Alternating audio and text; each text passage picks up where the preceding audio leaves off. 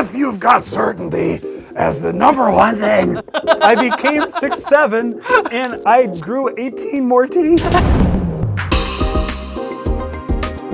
Well, a warm welcome to you all. This video is for those of you who are on the fence about carnivore or taking the next step into the proper human diet.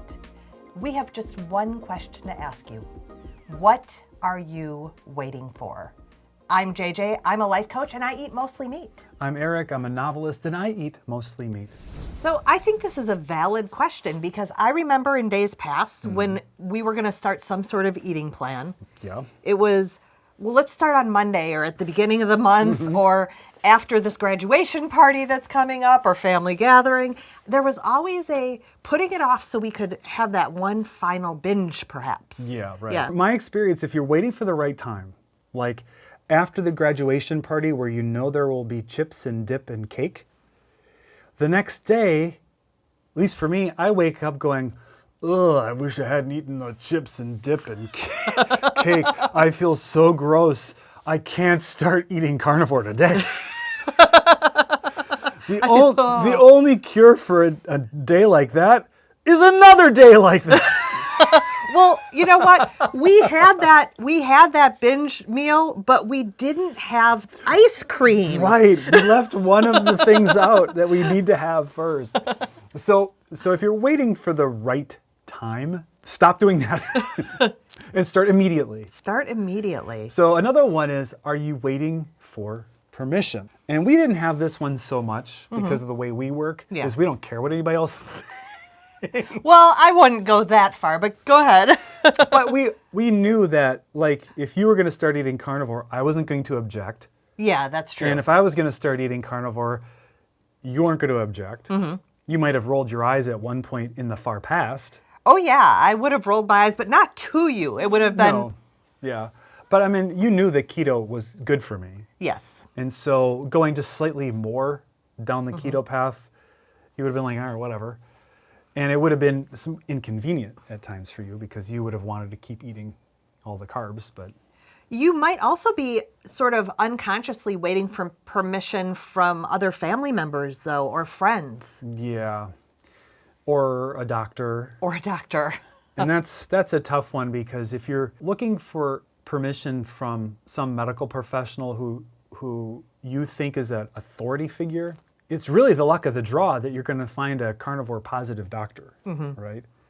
But I hear this all the time. It's something that I understand, but it bothers me when people say, my doctor put me on metformin, or my doctor put me on a statin.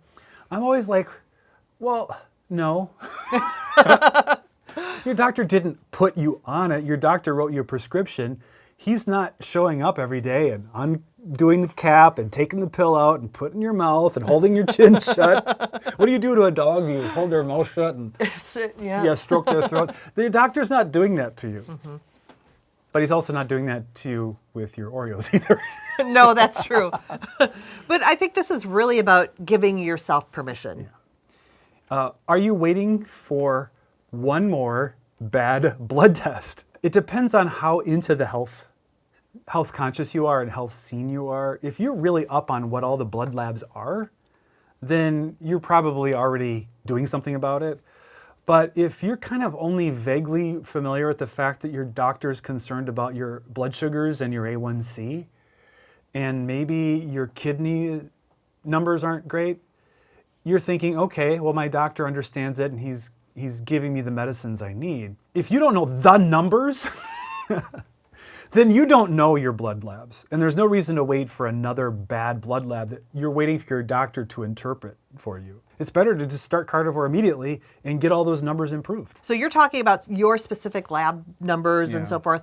You might also think that you're waiting for more information from a doctor or from the, your favorite internet doctor. And we know if you found us, we are not the number one people for carnivore and keto. So you've probably already watched a good deal of the carnivore doctors like Dr. Berry, Dr. Chafee, Dr. Ovadia, doctor. You have the information you need to move forward. I know how that is. But then it's like you're confronted with the cliff. of you have to actually step off Yeah. and do it. Are you waiting for the energy and the motivation to just suddenly arrive? Because I'm a writer. I've published 1 million words of fiction.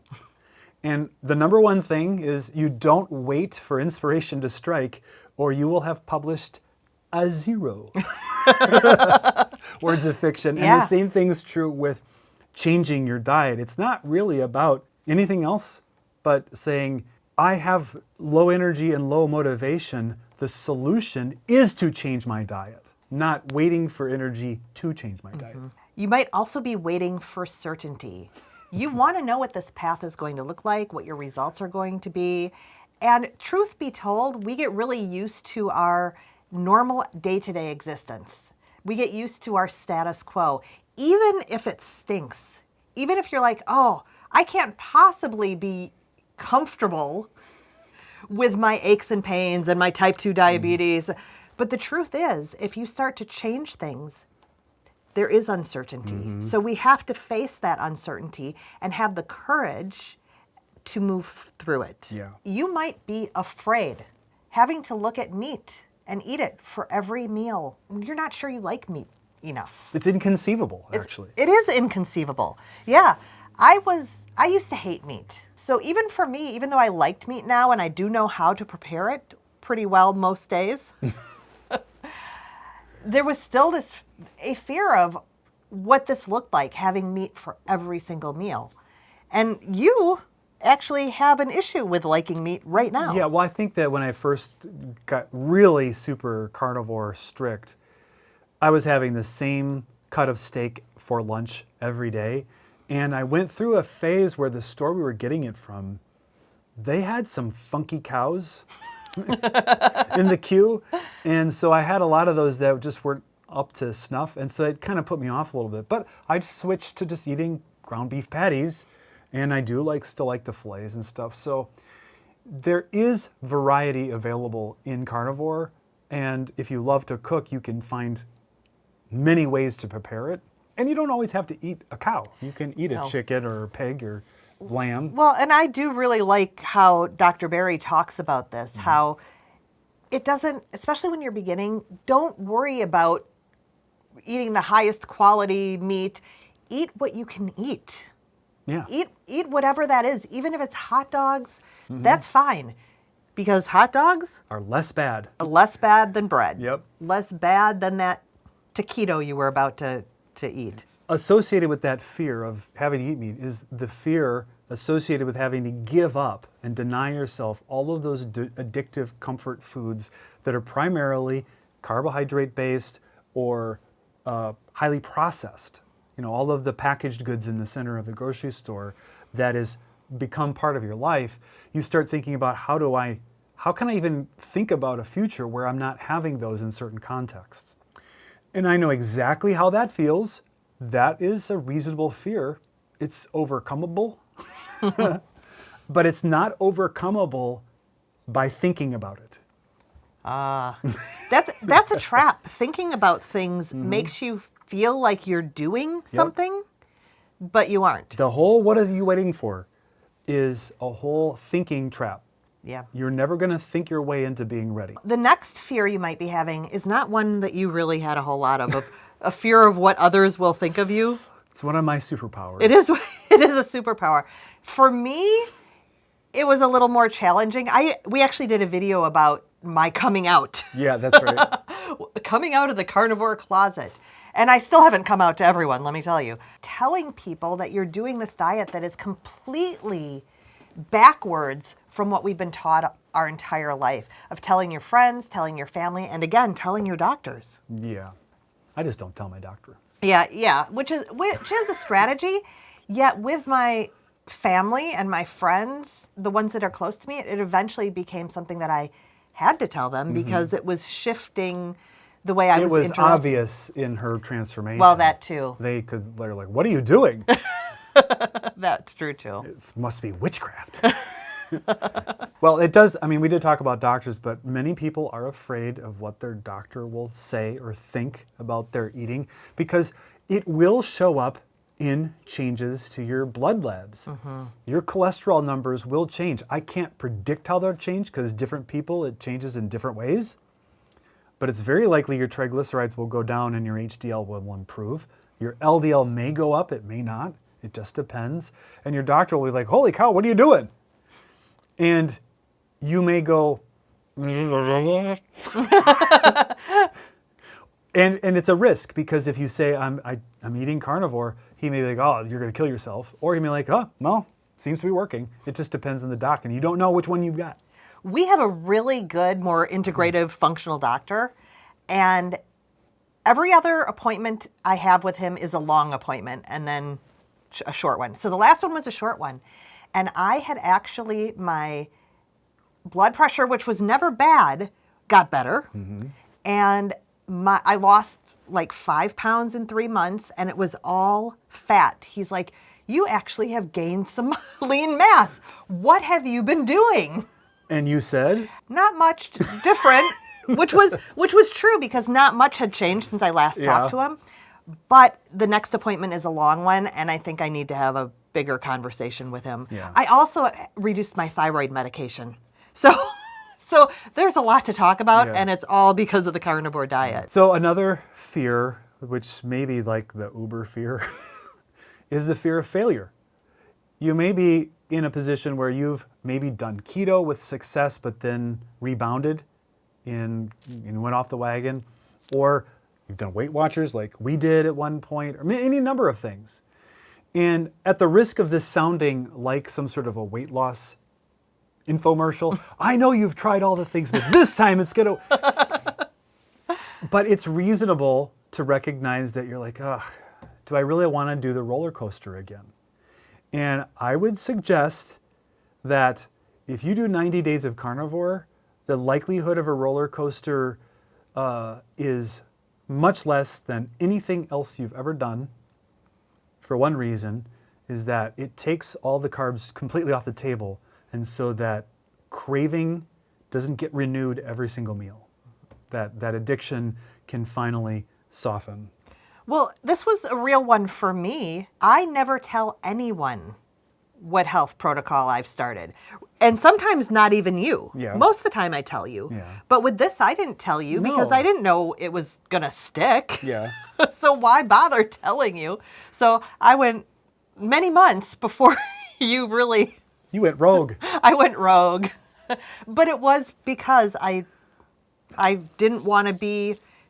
I didn't want to see myself as a failure or have other people see me as one. Yeah. Now, interestingly, there's also the fear of success.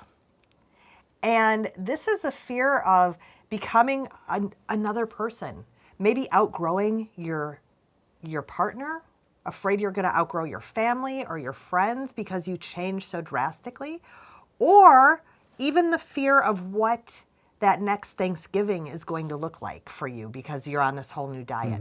So you're actually afraid of getting the results you want and having life change. And that one is a legitimate fear that I've worked with clients on as well, is just being able to move through that fear of success. We've seen this a lot with writers who start to get a fear of success. I think in a lot of creative domains, there is an identity attached with struggle.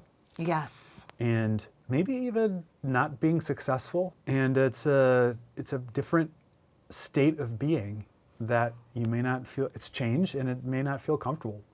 Yeah, we all have this badge of honor. Yeah. This thing that we carry with us that, yes, I've struggled, I've survived. There's something at stake. Sorry to interrupt Yeah. you. There's something at stake when you've been successful because now you have more to lose. Yes. And you're like, I feel trepidatious about going to this next level because I don't want to come back down. I don't want to ever go in reverse. Yeah. I think a better question about asking yourself what you have to lose is the addictive foods are one of the things you have to lose and being under their control. So this is about really focusing your mind and reframing the question, what do you have to lose? So you have the addictive foods. Yep. You could be losing body fat, weight, inches, 10 pounds, 15 pounds, maybe 50 pounds. That is what you have to lose. Your old clothes, they won't fit, and you'll have to get rid of those and get different ones. You may lose acid reflux. It's almost certain that if you're a carnivore, the acid reflux will go in pretty short order. That's one of the quick ones. Yeah, and associated with acid reflux would be downstream the IBS issues that moderate pretty quickly once you get past sort of an adaptation phase, which can be a little uncomfortable, and you can have some spontaneous, unplanned cleanses. But the body adapts relatively quickly. You might lose your inflammation. I know for me, I lost my allergies really quickly. I mean, they improved within just a couple weeks dramatically. You might lose your cellulite, you might lose the water weight you're carrying, the bloat in your stomach, any signs of inflammation, your aches and pains, you might lose all that. You might be losing metabolic syndrome or even type 2 diabetes. You might go into remission. It happens a lot. With that would be losing all of the things you have to do around maintaining those things. That would be a pity. You might lose the feeling of getting older. You might actually lose that feeling older than your years and start feeling younger and better than you have for decades. I hear this story a lot from carnivores, and I have this one too. I feel like I did when I was in my 20s, maybe even better than that. So you might lose the whole aging feeling. You might also lose some of those mental health problems that have been plaguing you for decades. That happened with me. I'm completely off my SSRI. Anxiety, depressive episodes just aren't the same as they were before. I have seen a mood increase as well. In me? In you and in me. It's not just my natural low-level outrage has amped up. No, so it could be as serious as depression or anxiety, and it might be the lightening of the mood as well, and less brain chatter, less brain buzz, just better mental health in general, even if you aren't diagnosed. You might also lose a cabinet full of supplements. I know I don't have to supplement as much on this diet. I used to use supplements to prop me up. I was really relying heavily She on took them. a lot of them. Oh my goodness. She had a whole weekly thing with this Lazy Susan she'd get out, and it had like 40 bottles on it. It was a lot. And then she had the weekly pill canister, like each one was like a garbage bin, and she'd fill it up with dozens of pills that so she knew which to take on which day, and multiple handfuls per day at different times of the day. Now I still have the little thing. Yeah, you still do. But instead of this one, I've got one like this. I just take a few a day. It's no big deal. But you could also lose your prescription medication too. I know you got off of your SSRI. I got off my SSRI. Yeah, it was a big deal for me. And some people do get off their diabetes meds. Under their doctor's supervision. Yes. They don't just willy-nilly stop taking things. Same thing with SSRIs. Do not just stop cold turkey. No. And we were fortunate that we were not on a lot of medications. I know Carrie from Homestead How holds up his whole bin of medications. I know, though, I just alluded to it recently or earlier that I have been able to reduce my thyroid medication. I'm hypothyroid, and I've been able to cut it in half. That's amazing. Yeah, and that was after about 1.5 years of doing carnivore. So it wasn't even, the healing continues. So again, you're watching our channel. There's many, many, many bigger carnivore-related channels. So my question to you is, what are you waiting for? You need to start now, not tomorrow, today, with your next meal. Start with your next meal and commit. Make a decision to do it for 90 days. Why 90? I think I committed and did for 30, and then I loosened up, and I wish I would have done 90. The reason is that there's going to be a week or two of adaptation that may involve your digestive tract getting used to it, but also if you're not already in ketosis, you're going to have to switch into being in ketosis, and that's an adaptation phase. And you just have to understand that. in that first week or two, you will be contending with some cravings. Yes. And they may be really hard or they may be kind of vague. But because you've made a decision, you have committed, that will help carry you right past all of that. It won't necessarily be easy, but you'll get past it. And then you'll start to get into the more cruise control level where it gets way easier. And for me, this was a big deal because as a life coach, I work with people on their black and white thinking. We don't want, generally speaking, black and white thinking can get us in trouble because we expect things to be either this way or this way.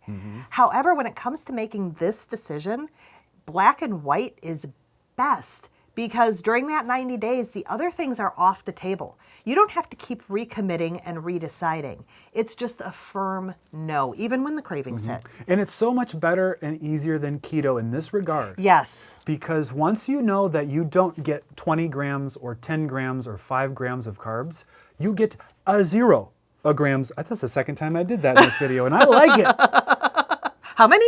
A 0 grams of carbs. Yeah. You don't have to decide then which carb to use for those grams. You don't have to pick between a sweet potato, a grape, and whatever carbs are in cheese, because if it's carby cheese, you're not going to be eating it. Yeah. Now, there may be a day in the future where you can try to reincorporate something like that and see whether it triggers those addictive behaviors or digestive issues, but these 90 days aren't it. So it's really easy. Your decision's made. Absolutely. I think you brought up a good point. This isn't forever. It is for 90 days. And then you can start experimenting. Yep. Now, remember, I did not do this. I did not.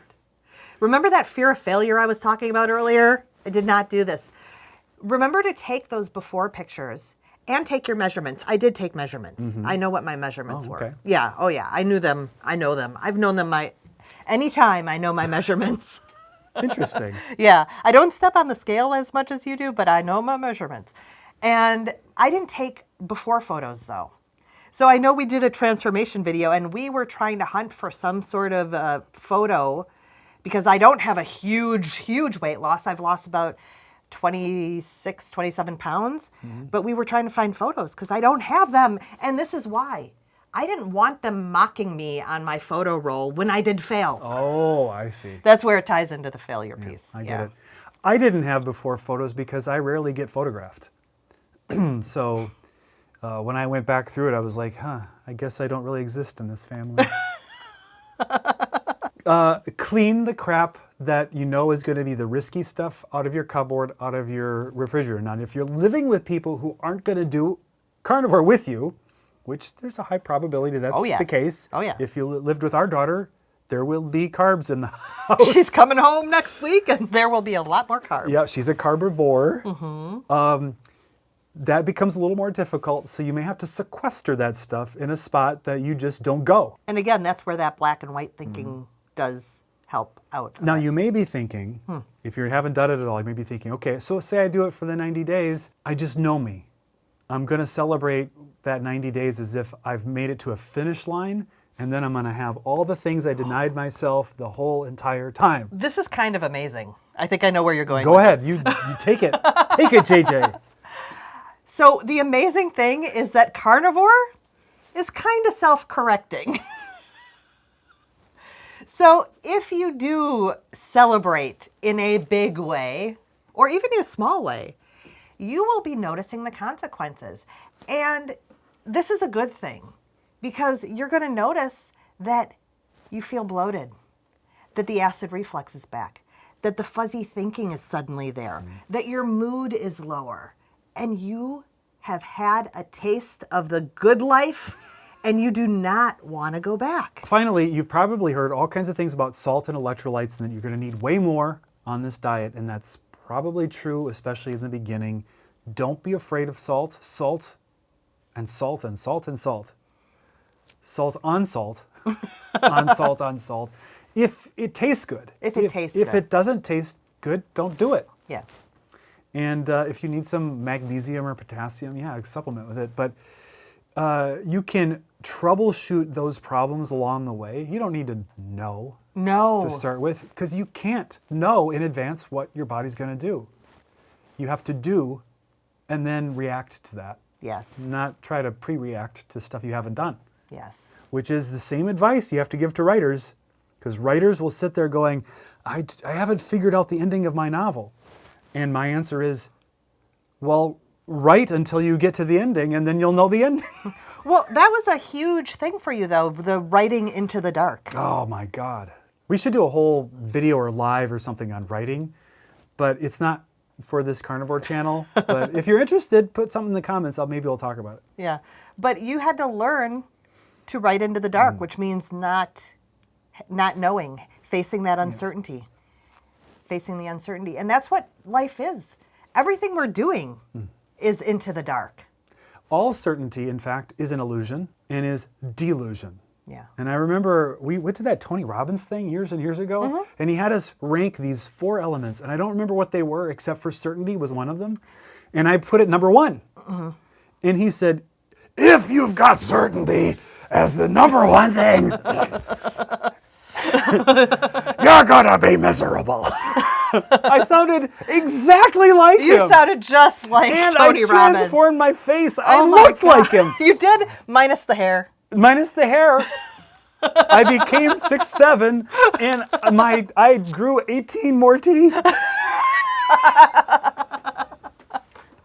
Anyway, yeah, certainty is a ridiculously terrible habit. Get rid of it. Get rid of it. Start today so that you can start feeling better.